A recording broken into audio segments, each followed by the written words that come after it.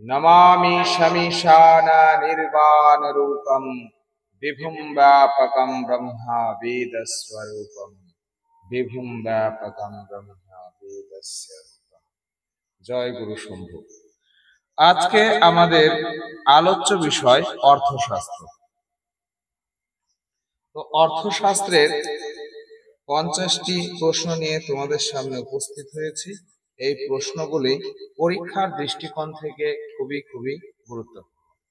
তাহলে চলো দেখো, বলছে অর্থশাস্ত্রের রচয়িতা কে?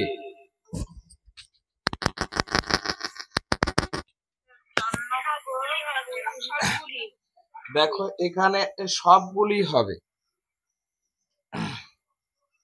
আমরা জানি যে এই যে চাণক্যটা, যে অর্থশাস্ত্রের যে রচয়িতা কৌটিল্যের পিতার নাম ছিল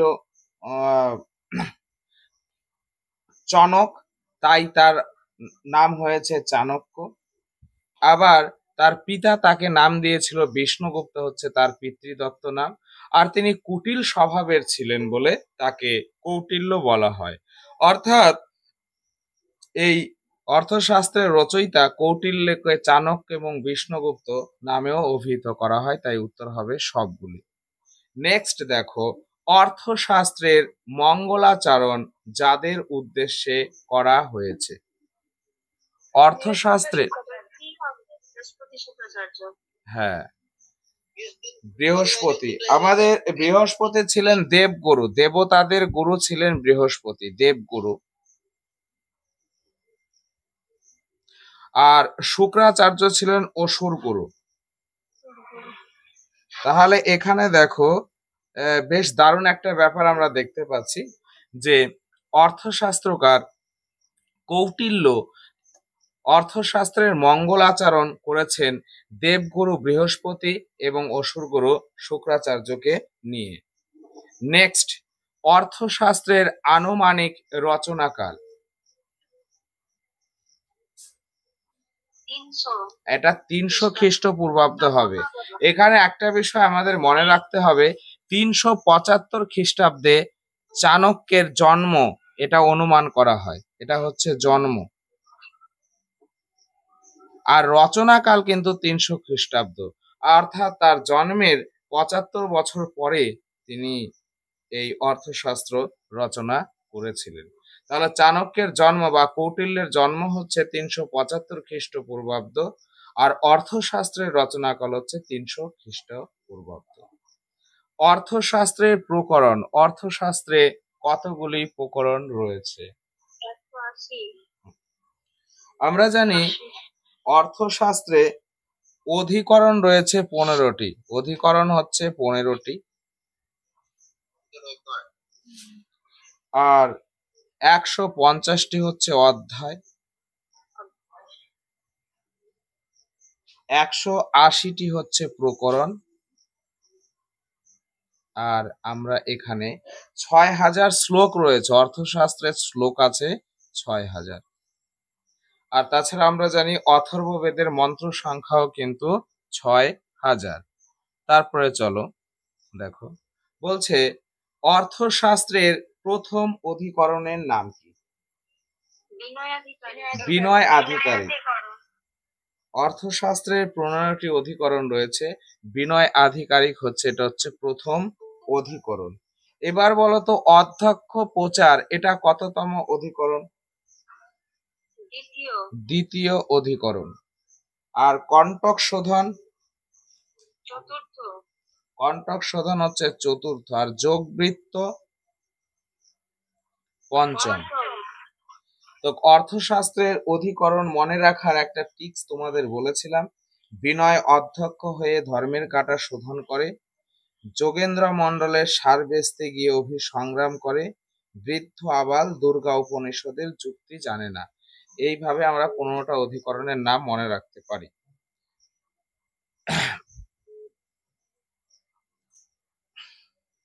নেক্সট প্রশ্ন বলছে সারগুণ্য অর্থশাস্ত্রের যে কোন অধিকরণে রয়েছে? সারগুণ্য সপ্তম অধিকরণে রয়েছে সারগুণ্য। এখানে রাজ্য শাসন প্রণালীর 6টি বিষয় সন্ধি, বিগ্রহ, যান, আসন, দ্বৈধিভাগ, সংশ্রয় আলোচিত হয়েছে সারগুণ্য। তাহলে এটা হচ্ছে সপ্তম। আচ্ছা, নেক্সট চলো দেখি।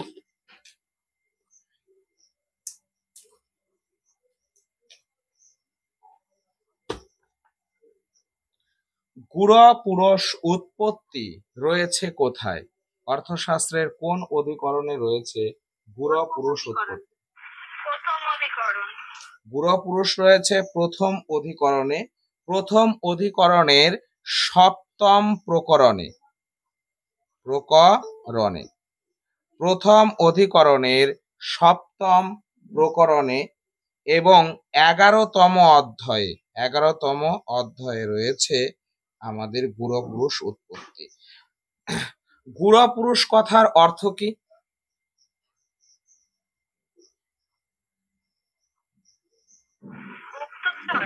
হ্যাঁ, গুপ্তচর। গুড় পুরুষ কথার অর্থই হচ্ছে গুপ্তচর। চলো, উপধা কয় প্রকার?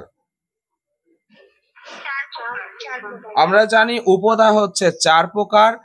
আমাদের এটা মনে রাখার বিষয় হচ্ছে, প্রথমে আমরা মনে রাখবো ত্রিবর্গ। ত্রিবর্গ মানে কি? ত্রিবর্গ মানে হচ্ছে ধর্ম প্লাস অর্থ প্লাস কাম, আর এর সাথে কি যোগ হবে? এর সাথে যোগ হবে হচ্ছে ভয়। উপধা কি বিষয়? উপধা হচ্ছে সিলেকশন বিষয়। গুপ্তচর যে নিয়োগ করা হবে তার সিলেকশন পদ্ধতি কেমন হবে? তো তার সিলেকশন পদ্ধতির 4টা বিষয় রয়েছে, যেটাকে বলে উপধা। যেমন আমাদের স্কুলে শিক্ষক নিয়োগ করতে গেলে এসএসসি একটা কমিশন তার বিভিন্ন প্রক্রিয়ার মাধ্যমে শিক্ষক নিয়োগ করেন। তো একই রকম ভাবে যখন গুপ্তচর নিয়োগ করা হবে তার এই 4টা বিষয় দেখা হবে। প্রথম দেখা হবে ধর্ম। ধর্ম কথার অর্থ নিষ্ঠা। যাকে গুপ্তচর নিয়োগ করা হবে, যে রাজার, তার প্রতি তার নিষ্ঠা রয়েছে কিনা, গুপ্তচরের নিষ্ঠা রয়েছে কিনা রাজার প্রতি, সেটা বিষয়, সেটাই হচ্ছে ধর্ম। তারপরে দেখতে হবে তার অর্থের প্রতি লোভ কেমন। দেখা গেল তার অর্থের প্রতি প্রচুর লোভ হয়েছে, তাহলে তাকে কিন্তু গুপ্তচর পদে নিয়োগ করা যাবে না। কারণ বিপক্ষ রাজা, শত্রু রাজা ঘুষ দিয়ে তার কাছ থেকে অনেক তথ্য আদায় করে নিতে পারে। তৃতীয়ত কাম, তার কামনা বাসনা কেমন রয়েছে। কারণ কামের প্রতি যদি অত্যাধিক তার আকর্ষণ থাকে, তাহলে দেখা গেল তাকে গুপ্তচরগিরি করার জন্য পাঠানো হয়েছে বাইরে, সেখানে শত্রুপক্ষ স্ত্রী লোকের দ্বারা তাকে বশীভূত করতে পারে। চতুর্থত ভয়। গুপ্তচরের প্রধান বৈশিষ্ট্য হবে তার মধ্যে ভয় থাকবে না। প্রয়োজনে তিনি প্রাণ বিসর্জন দিয়ে দেবেন, কিন্তু তিনি তার নিজের রাজার কোনো গোপন তথ্য শত্রুর কাছে দেবেন না। তাই এই গুপ্তচর নিয়োগের ক্ষেত্রে উপধায় 4টি বিষয় দেখা হয়: ত্রিবর্গ প্লাস ভয়, ধর্ম, অর্থ, কাম এবং ভয়। গুপ্তচর কয় প্রকার? 2 প্রকার। গুপ্তচর হচ্ছে 2 প্রকার। কি কি? একটা হচ্ছে সংস্থা আর একটা হচ্ছে সঞ্চার। সংস্থা কি? যারা কোনো নির্দিষ্ট স্থানে থেকে গুপ্তচরের কাজ করে তারা হচ্ছে সংস্থা শ্রেণীর গুপ্তচর। এই সংস্থা শ্রেণীর গুপ্তচরের সংখ্যা কয়টি? না, এদের সংখ্যা হচ্ছে 5টি। আর সঞ্চার শ্রেণীর গুপ্তচর হচ্ছে এরা বিভিন্ন স্থানে ঘুরে ঘুরে গুপ্তচরের কাজ করে, এদের সংখ্যা হচ্ছে 4টি। সংস্থা শ্রেণীর গুপ্তচর হয়, এখানে 4টা অপশন রয়েছে, কোনটা সংস্থা শ্রেণীর গুপ্তচর? আমরা জানি সংস্থা শ্রেণীর গুপ্তচর 5টি। একটা হচ্ছে কাপটি, 2 উদাস্থিত। আচ্ছা, তোমরা বলো সাথে।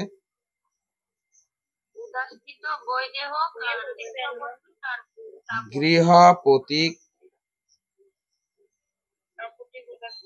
বৈদহক,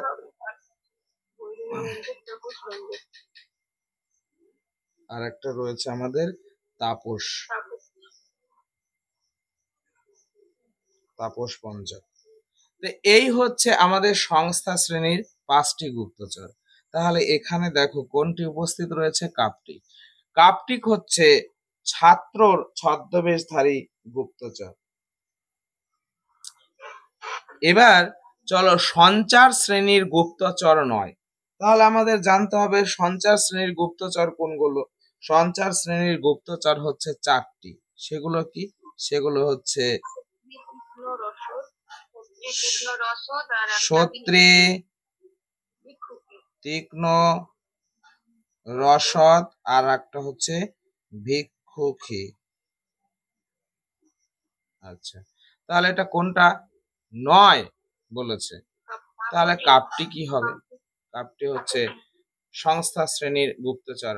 পরমম্রজ্ঞ প্রগলহ ছাত্রঃ। ছাত্রের ছদ্মবেশধারী গুপ্তচর, ছাত্রের ছদ্মবেশধারী গুপ্তচর হচ্ছে কাপটিক। পরমজ্ঞ কথার অর্থ দেখা মাত্রই অপরের মধ্যে কি রয়েছে সেটা সে অনুমান করতে পারবে। পরম অরজ্ঞ, প্রগল্ভ ছাত্র, ছাত্রের বেশধারী গুপ্তচর হচ্ছে কাপটিক। তারপরে চলো বলছে সন্ন্যাসীর ছদ্মবেশধারী গুপ্তচর কোনটা?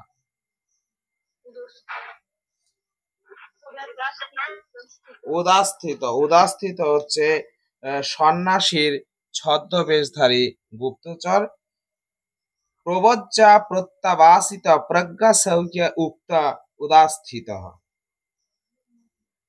তো এই হচ্ছে উদাস্থিত গুপ্তচর। সন্ন্যাসীর ছদ্মবেশ ধারণ করে থাকবে। কৃষকের ছদ্মবেশধারী গুপ্তচর গৃহপতিক বঞ্জক। কর্ষক বৃত্তিক্ষীণ প্রজ্ঞা শৌচযুক্ত গৃহপতিক বঞ্জনা।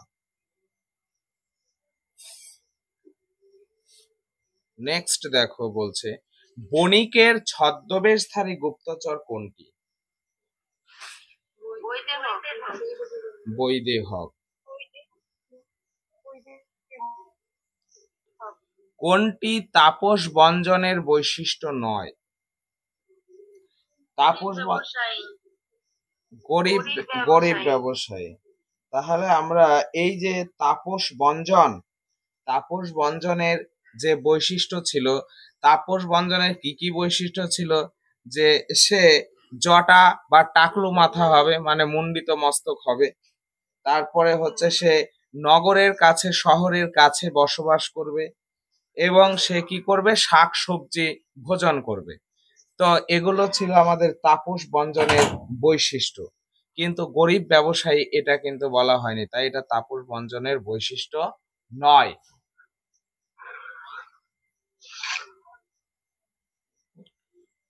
বিভিন্ন শাস্ত্রে পারদর্শী হয়। হ্যাঁ, বিভিন্ন শাস্ত্রে পারদর্শী হচ্ছে সত্রী, যিনি বিবিধ শাস্ত্র সম্বন্ধে জ্ঞান থাকবে। সমুদ্রবিদ্যা, জ্যোতিষ, ব্যাকরণ, বশীকরণ, ইন্দ্রজাল, ধর্মশাস্ত্র, শকুন শাস্ত্র, কামশাস্ত্র, নাচ গান প্রভৃতি বিষয় শাস্ত্র সম্পর্কে যিনি জানবেন তিনি হচ্ছেন সত্রী শ্রেণীর গুপ্তচর। প্রয়োজনে হাতি বা বাঘের সাথে লড়াইয়ে সাহস রাখে কোন শ্রেণীর গুপ্তচর? এদের প্রাণের কোনো ভয় নেই। এদের প্রাণের কোনো ভয় নেই। এরা হাতি বাঘের সাথে লড়াই করবে। নেক্সট দেখো বলছে বিষ প্রয়োগকারী গুপ্তচর। বিষ প্রয়োগকারী গুপ্তচর কোনটা? রসদ। রসদ হচ্ছে বিষ প্রয়োগকারী গুপ্তচর। প্রধান অমর্ত্যের ঘরে প্রবেশ করতে পারে কোন শ্রেণীর গুপ্তচর? ভিক্ষুকে। এখানে একটা বিষয় জানতে হবে, এত শ্রেণীর গুপ্তচর আমরা পড়লাম, এই সমস্ত গুপ্তচর কিন্তু রাজা এবং মন্ত্রী এ দুজনে মিলে কিন্তু নিয়োগ করেন। কিন্তু এই ভিক্ষুকী শ্রেণীর গুপ্তচর একমাত্র রাজা নিয়োগ করেন। এই ভিক্ষুকী শ্রেণীর গুপ্তচর কি? ইনি হবেন বিধবা মহিলা। তাকে প্রধানমন্ত্রীর প্রধান অমর্ত্যের ঘরে তাকে বিভিন্ন দাস দাসীর কাজে তাকে নিযুক্ত করবেন। প্রধানমন্ত্রী ভাববেন যে আমার বাড়ির পরিচারিকা কাজকর্ম করছে, কিন্তু না, সেই কাজের ফাঁকে মন্ত্রী কি প্ল্যান করছে সেই জিনিস কিন্তু রাজার কাছে সেই খবর পৌঁছে দেবেন। অর্থাৎ মন্ত্রীও রাজার প্রতি বিশ্বাসঘাতকতা করতে পারে, এই দৃষ্টি রেখেই রাজা কিন্তু ভিক্ষুকী শ্রেণীর গুপ্তচর নিয়োগ করে থাকেন। তাহলে বিধবা সন্ন্যাসিনী গুপ্তচরকে ভিক্ষুকী। একমাত্র রাজা নিযুক্ত গুপ্তচর হলো ভিক্ষুকী। কর্ষক বৃত্তিক সিন।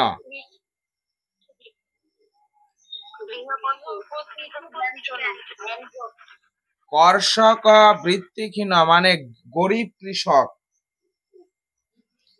কর্ষক বৃত্তিক সিন প্রজ্ঞা শৌচ যুক্ত কে গৃহপতি বঞ্জক। নির্দিষ্ট স্থানে থেকে খবর সরবরাহ করে গুপ্তচর সংস্থা সঞ্চার সবগুলি। প্রশ্নটা ভালো করে পড়তে হবে। দেখো, বলছে নির্দিষ্ট স্থানে থেকে মানে একই জায়গায় স্থির থেকে খবর সরবরাহ করে সংস্থা শ্রেণীর গুপ্তচর। সংস্থা শ্রেণীর গুপ্তচর।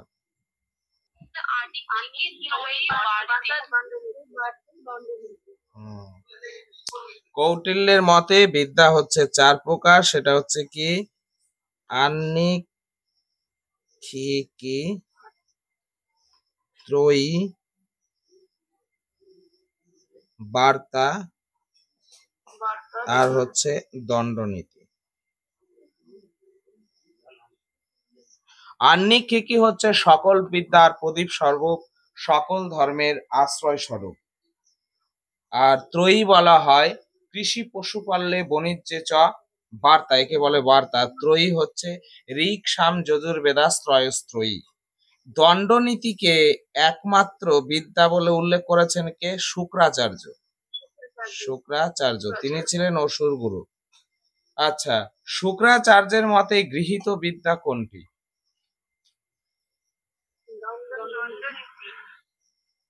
ত্রয়ীর বার্তা দণ্ডনীতি চ ইতি। ত্রয়ী বার্তা দণ্ডনীতি চ ইতি, এই 3টি বিদ্যা স্বীকার করেছেন কে?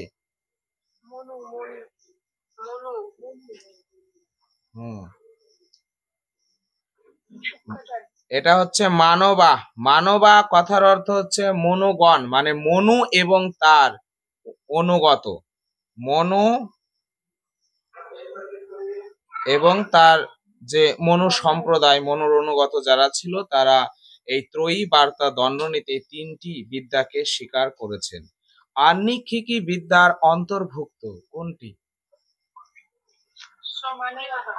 ত্রয়ী বার্তা দণ্ডনীতিশ্চ ইতি আহ্নিক। অর্থাৎ ত্রয়ী বার্তা এবং দণ্ডনীতি এই 3টি বিদ্যায় আহ্নিক বিদ্যার অন্তর্ভুক্ত। ত্রয়ীতে প্রতিপাদিত হয়েছে কি?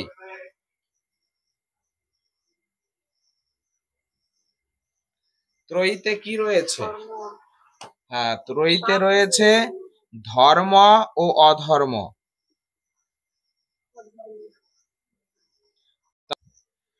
তাহলে এই 9 অপনয় এটা হচ্ছে কি দণ্ড নীতি। আর অর্থ অনর্থ কোথায় রয়েছে? বার্তাতে। আর ধর্ম অধর্ম কোথায় রয়েছে? ত্রয়ীতে। আচ্ছা, কৃষি পশুপালনে বাণিজ্যা চ কি হবে? বার্তা। নেক্সট দেখো, বলছে সকল বিদ্যার প্রদীপ স্বরূপ হলো কোন বিদ্যা? আহ্নিক হচ্ছে সকল বিদ্যার প্রদীপ স্বরূপ। ব্রাহ্মণের স্বধর্ম কয়টি?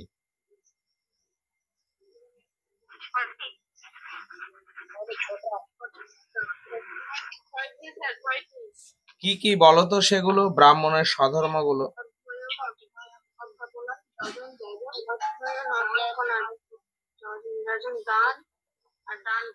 দেখো, ব্রাহ্মণের যেগুলো স্বধর্ম হচ্ছে সেগুলো কি? যে সেগুলো হচ্ছে অধ্যয়ন, অধ্যাপনা, অধ্যয়ন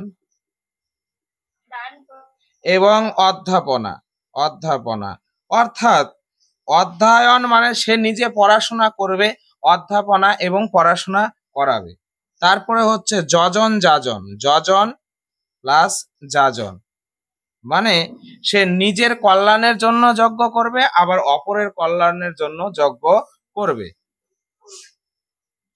আর আরেকটা কি রয়েছে, আর দুটো জিনিস রয়েছে, দান ও প্রতিগ্রহ, দান ও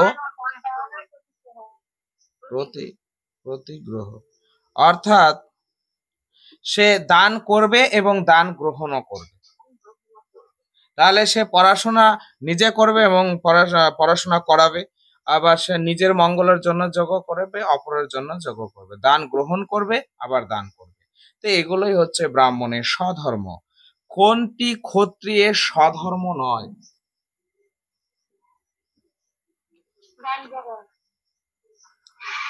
দেখো, ক্ষত্রিয় কখনোই দান গ্রহণ করবে না।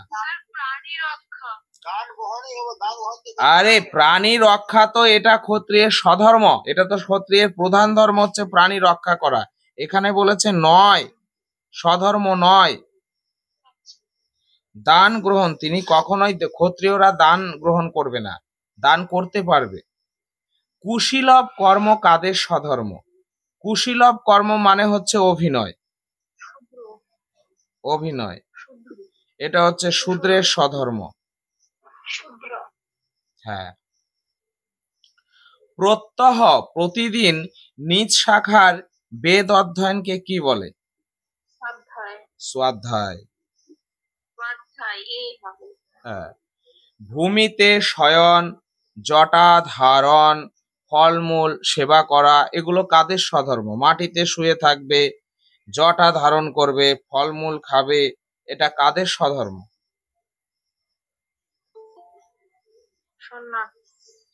না, সন্ন্যাস হবে না। আমরা জানি বৈদিক যুগে চতুরাশ্রম ব্যবস্থা ছিল। প্রথম হচ্ছে বানপ্রস্থ, এই ব্রহ্মচর্য, তারপরে গার্হস্থ, বানপ্রস্থ এবং সন্ন্যাস। ব্রহ্মচর্য গুরু গৃহে থেকে 12 বছর পর্যন্ত বেদ অধ্যয়ন করা করতো সেখানে। তার ব্রহ্মচর্য সমাপ্ত করে গার্হস্থ জীবনে প্রবেশ করে বিয়ে থা করত। গার্হস্থ জীবনে প্রবেশ করার পর ছেলে মেয়ে ইত্যাদি উপযুক্ত হলে তাদের বিয়ে থা দিয়ে মা বাবা তখন চলে যেতেন বনে, এবং সেখানে ভূমিতে শয়ন, জটা ধারণ, ফলমূল আহার করতেন। এইটাকেই বলা হচ্ছে বানপ্রস্থ। নেক্সট চলো, নৈষ্ঠিক। নৈষ্ঠিক ব্রহ্মচারী আজীবন কোথায় থাকবে?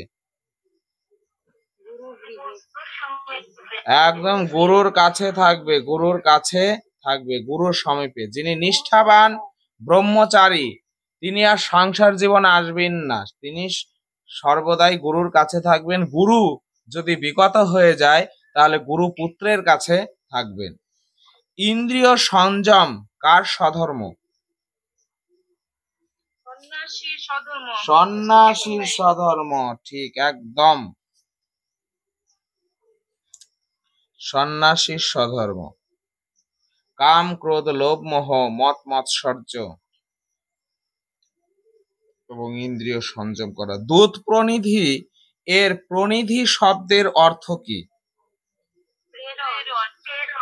দূত প্রনিধি কথার অর্থ হচ্ছে বার্তা প্রেরণ বা ইয়ে প্রেরণ। এখানে বলেছে প্রনিধি শব্দের অর্থ হচ্ছে প্রেরণ। কৌটিল্যের মতে দূত কয় প্রকার? কি কি? 3 প্রকার। সেগুলো কি? নিঃসৃষ্টার্থ, পরিমিতার্থ এবং শাসনহর। সৃষ্টার্থ, পরিমিতার্থ এবং শাসনহর। আচ্ছা, তা আমরা এই 3 শ্রেণীর দূত দেখতে পাবো। তবে এই দূতগুলোর গুণ, এক এক শ্রেণীর দূতের এক এক রকম গুণ রয়েছে, সেখান থেকে অনেক সময় প্রশ্ন হয়। বলছে অমত্ত সম্পদ উপেত। অমত্ত প্রধান অমত্তের সমগুণ সম্পন্ন দূতের নাম কি? তাহলে অমত্ত সম্পদ পেত মানে সর্বপ্রকার অমত্ত গুণে ভূষিত। অমত্ত গুণের অমত্ত কথার অর্থ হচ্ছে মন্ত্রী। মন্ত্রীর 100% গুণ যার মধ্যে আছে তাকে আমরা বলবো নিঃসৃষ্টার্থ দূত। আচ্ছা, তাহলে পরিমিতার্থ দূত কাদের বলবো? বলছে পাদ গুণহীন পরিমিতার্থ। পাদ কথার অর্থ হচ্ছে এখানে 4টি পাদ নিয়ে একটি শ্লোক রচিত হয়, তো তার মধ্যে একটা পাদ বাদ দিলে 3টা থাকে, অর্থাৎ 4 ভাগের 3 ভাগ থাকবে, অর্থাৎ 75%। সকল অমত্ত গুণের 1/4 গুণ নিয়ে হবে হচ্ছে তোমার পরিমিতার্থ। 1/4 কম গুণ থাকবে, এটা হচ্ছে কম। অর্থাৎ এটা দাঁড়াচ্ছে 75% আর এটা 100%। আর যেটা শাসনহর দূত তার 50% গুণ থাকবে। হ্যাঁ, এটাই থাকবে 50%। রাজা সহপাঠীদের মধ্য থেকে অমত্ত নিয়োগ করবেন, এটা কার মত?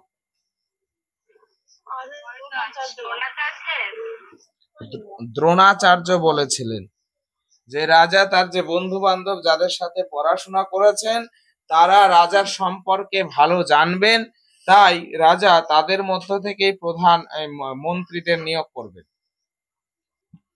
গোপন বিষয়ে রাজার সমকক্ষ ব্যক্তিকে অমাত্য হওয়ার যোগ্য, এ কথা কে বলেছেন?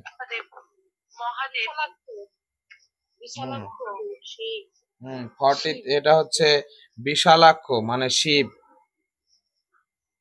পিশুন মানে কে? নারদ।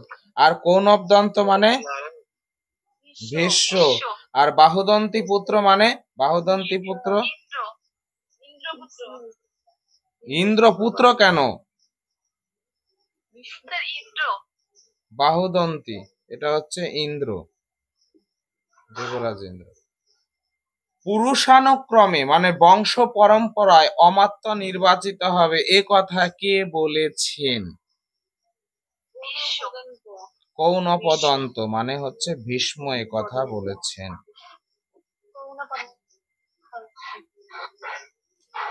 বাদ ব্যাধি কে?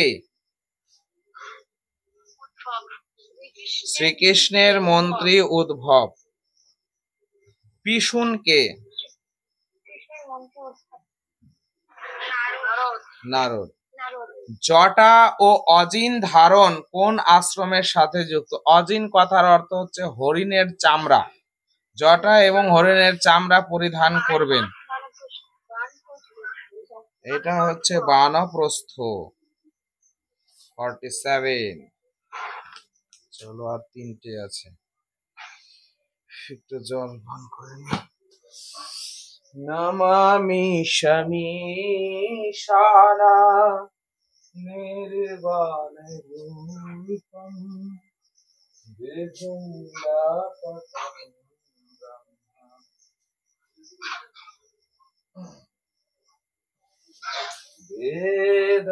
বেদস্বরূপম নিজম নির্গুণম নির্বিকল্পম নিরীহম চিদাকাশমাকাশভাসম ভজেহম নিরাকারমকারম মূলম তুরীয়ম গিরজ্ঞানগোচিতা মিশং গিরিশং জরা জন্ম দুঃখৌঘ তাতপ্রমাণম পাহিয়া পন্না নমামি শম্ভো নমামি শম্ভো নমামি শম্ভো নমামি শম্ভো নমামি শম্ভো। আমার কলমটা গেল কোথায়? আচ্ছা, তারপরে দেখো 48 মন্ত্রের কয়টি অঙ্গ? মন্ত্রের 5টি অঙ্গ, তাই পঞ্চাঙ্গ মন্ত্র বলা হয়েছে। কর্মণা আরম্ভ পায় পুরুষতব্য সম্পদ, দেশ কাল বিভাগ, বিনিপাত প্রতিকার এবং কার্য সিদ্ধি। তাহলে মন্ত্রের অঙ্গগুলি কি? কর্ম আরম্ভ করার উপায়, কর্মারম্ভ। দ্বিতীয়ত কি বলছে? পুরুষ দ্রব্য সম্পদ, পুরুষ দ্রব্য সম্পদ। তারপরে রয়েছে দেশ কাল বিভাগ, দেশ কাল বিভাগ। তারপরে আমরা পাবো হচ্ছে বিনিপাত প্রতিকার, বিনিপাত প্রতিকার। আর শেষে রয়েছে কার্যসিদ্ধি, কার্যসিদ্ধি। এই মন্ত্রের এই 5টি অঙ্গকে বলা হয় পঞ্চাঙ্গ মন্ত্র, পঞ্চাঙ্গ মন্ত্র।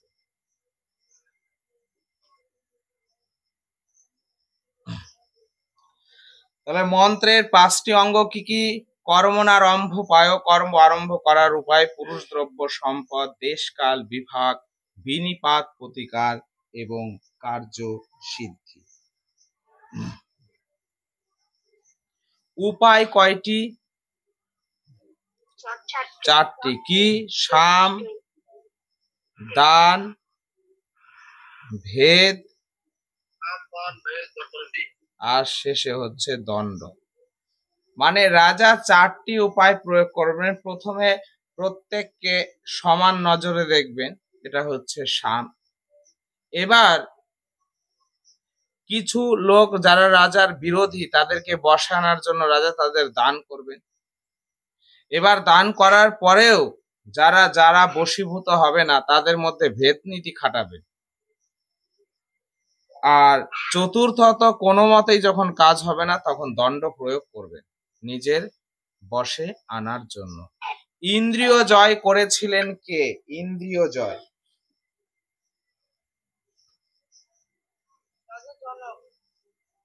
ইন্দ্রিয় জয় করেছিলেন রাজা জনক।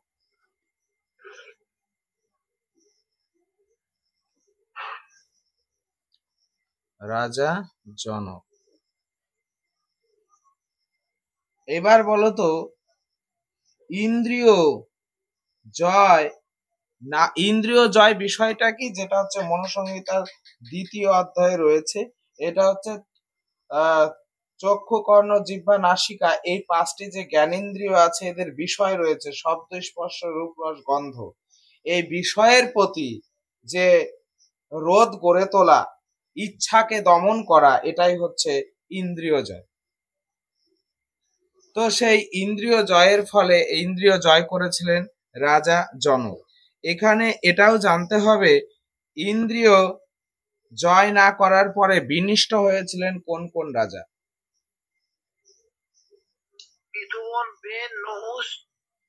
হ্যাঁ, অনেকেই। হচ্ছে হ্যাঁ, দাণ্ডক্য, তারপরে হচ্ছে বিদেহপতি করাল, তালজঙ্ঘ, তালজঙ্ঘ, জন্মেজয়, জন্মেজয়, ইলানন্দল, পুরুরবা, লোভের ফলে, তারপরে অজবিন্দ, হ্যাঁ, রাবণ, দুর্যোধন, রাবণ, দুর্যোধন, আরো রয়েছে বাতাপি। তবে এদের এক একটা সিস্টেম রয়েছে। এই যে বাতাপি, বাতাপি যে হয়েছে এ হর্ষের ফলে বিনিষ্ট হয়েছিল। আর দুর্যোধন হচ্ছে মানে অতি দর্পে হতালঙ্কা অতি মানে চ কৌরবা, একটা তো কথাই রয়েছে। তো কৌরবরা, দুর্যোধন মানে এর ধ্বংস হয়েছিল। রাবণেরও এই মানের ফলে ধ্বংসপ্রাপ্ত হয়েছিলেন। পুরুরবা হচ্ছে লোভের দরুন, লোভ। হ্যাঁ, আর বিদেহপতি করাল কামের বশবর্তী হয়ে এর বিনষ্ট হয়েছিল। এই হচ্ছে অর্থশাস্ত্রের বিষয়। অর্থশাস্ত্র সম্পর্কে তোমাদের 50টি গুরুত্বপূর্ণ প্রশ্ন এখানে তুলে ধরা হলো। এরপরেও যারা প্র্যাকটিস করতে চাও গ্রুপে দেখো, সংস্কৃত ভার্সনে অনেকগুলো প্রশ্ন তোমাদের দেওয়া আছে, সেই সাথে উত্তরপত্রও দেওয়া আছে। আচ্ছা, ওই যে 18 জন্য মহামান্য ওই কয়টা যারা সংস্কৃত অনলাইন ক্লাস নিতে চাও তারা 6294811597 এই নাম্বারে যোগাযোগ করবে।